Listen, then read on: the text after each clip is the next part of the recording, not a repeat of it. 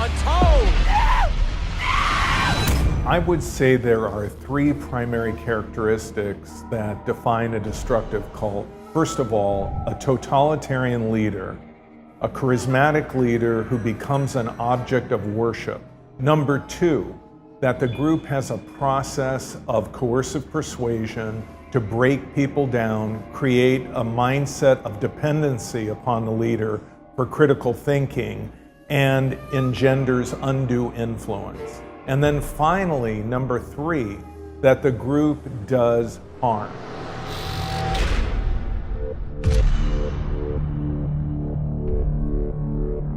So I think the cult really came out of this concept of building this character, the father.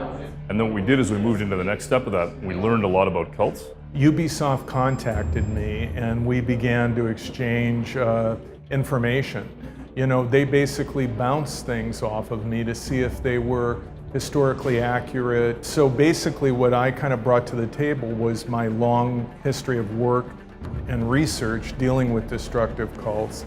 And I think what Ubisoft wanted to do in Far Cry 5 was contextualize their ideas and make sure that they fit within that universe.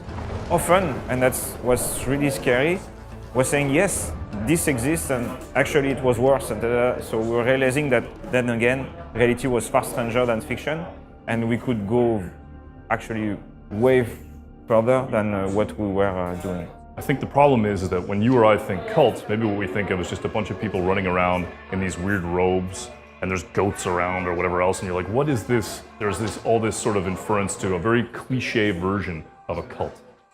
And that's not what this is. We learned a great deal about them. And so we started to build this cult and think about it, and we started to say, how does it work? How would it be seductive? When a destructive cult wants to take over a particular area, they will have people coming in, buying businesses, buying real estate, and they become a disproportionate amount of the population. I mean, if it's a small town, it may not take that many members of a destructive cult to tip the balance and for the town to become kind of a company town.